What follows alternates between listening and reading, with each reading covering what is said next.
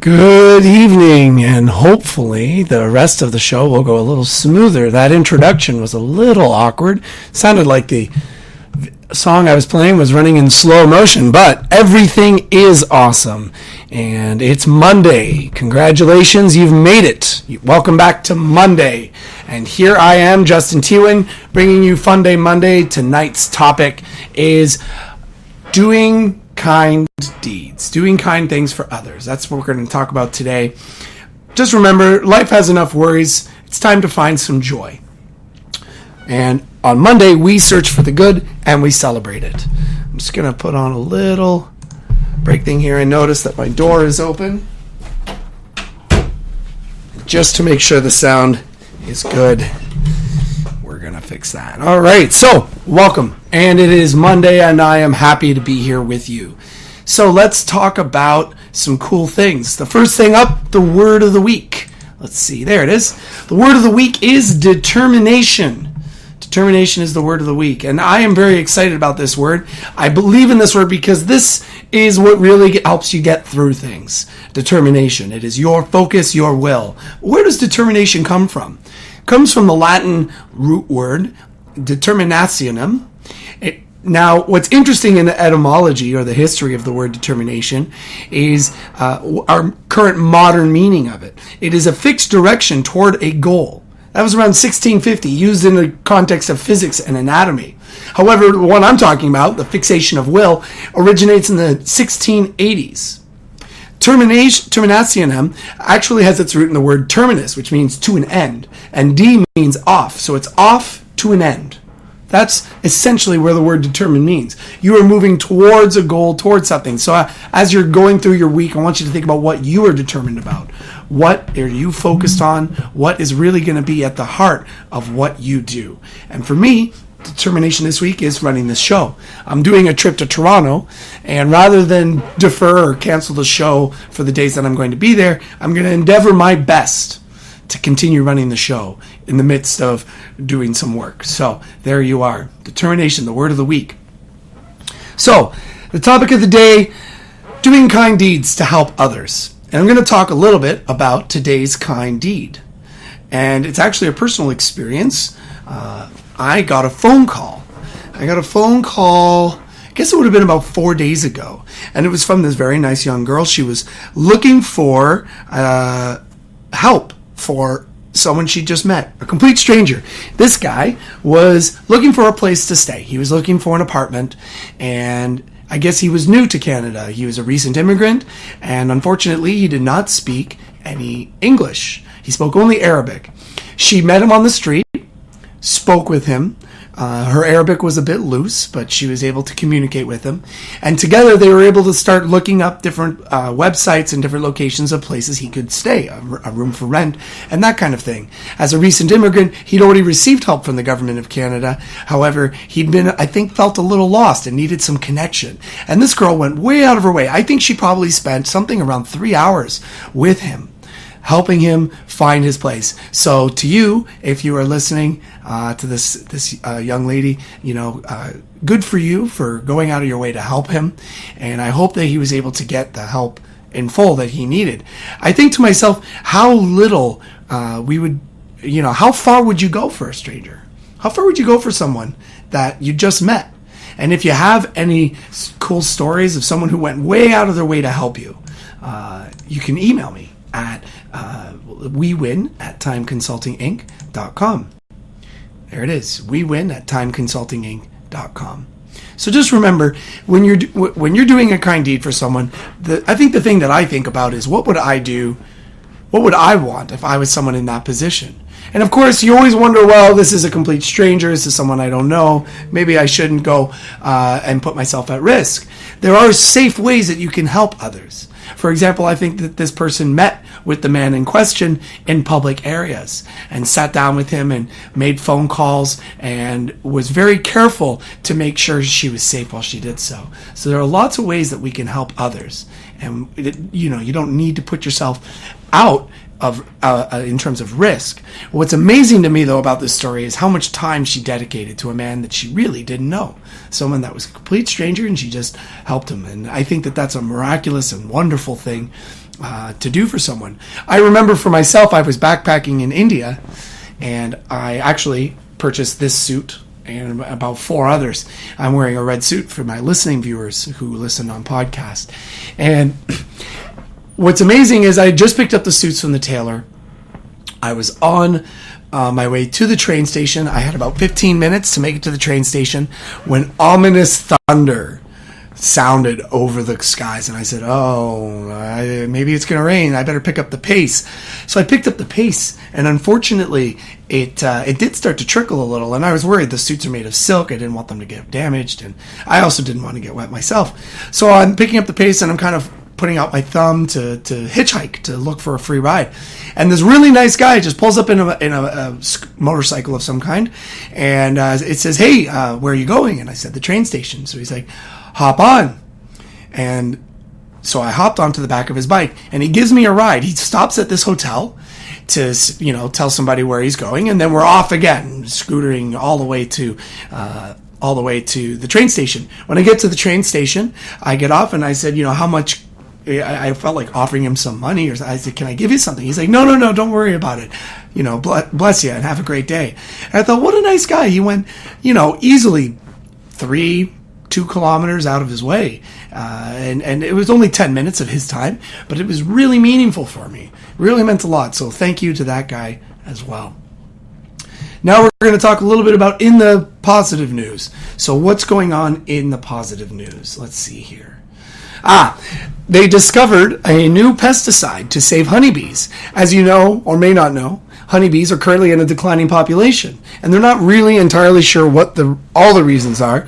However, a company in Europe has recently discovered a new pesticide that uses spider venom to target some bugs, but does not affect bees, provided it's not dealt in high doses. So I think that's a pretty cool thing. Honeybees are very important for the pollination of flowers, and basically our existence is very dependent on that. A story that I thought was really interesting, really, really positive, and really cool. A young boy, Ren Kaufman in Alberta, Canada. He's 12 years old, and he just received a new birth certificate.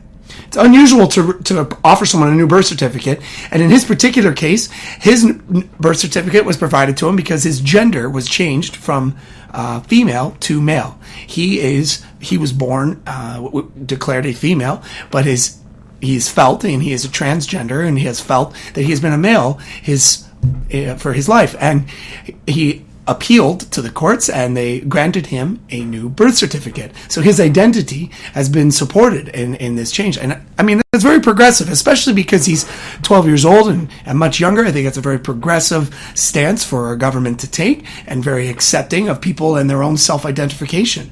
So a really remarkable and interesting piece of information. Another interesting piece of news that's coming out, and maybe some people know about this, U.S. and Iran are currently in talks right now about how to work together. Now, in the past, the U.S. and Iran have not always been on the best of terms, but in this case, they have something in common. They're wanting to resolve the rising political and military action that's taking place in Iraq as a result of ISIS. So it's very interesting to me that the U.S. and Iran are currently working together, and they're talking, having, sort of a dialogue that's a productive dialogue. I think that's also a really interesting piece of positive news. Here's one that I really enjoy. I came across this one. Yard sales are awesome. And here are 4 reasons why yard sales are awesome. Let's see if I can just quickly switch over here. Yeah, they save the environment. It puts less in the garbage. You get to make some money. You get to have some fun, and you get to re-enjoy old things. One man's trash is another man's treasure. That's an old philosophy some people might have heard. What a yard sale is, for those who don't know, it's where you take your items that you're looking to get rid of, and you put them out on your driveway or on your yard, and you put up a sign for sale and with different prices, and people can come by and pick at them. They have different names, sometimes garage sales, sometimes elephant sales or white elephant sales. What's cool about yard sales is, for me, I got a lot of my initial toys and clothing. In fact, I got a Rubik's Cube. I wonder if, that's cool. Isn't that neat? The green screen works on that. Anyways, I ended up getting my first Rubik's Cube at a yard sale where a very kind nun saw that I wanted it. And my mother at the time said how much for it, and the price was too high. So she's like, oh, and my mom proceeded to move on. However, the nice woman said, son, here you go. You take it anyway. And thanks to her, because the obsession continued, and I still have Rubik's Cubes to this day. I mean, they grow in size. You can get 5-sided cubes of these things. Maybe one day I'll do one of these on the show for you. Very fun toy. Really interesting stuff. Yard sales and all the cool things that can come from them. Let's move on to the next piece of positive news. Okay, I found this kind of cool. Juan Manuel Santos was re-elected to president of Colombia. And for those of you who may not know, he is reputed as a president committed to peace in his country and globally. He received the Shalom Award for advocating for peace in Israel, but also within his own country.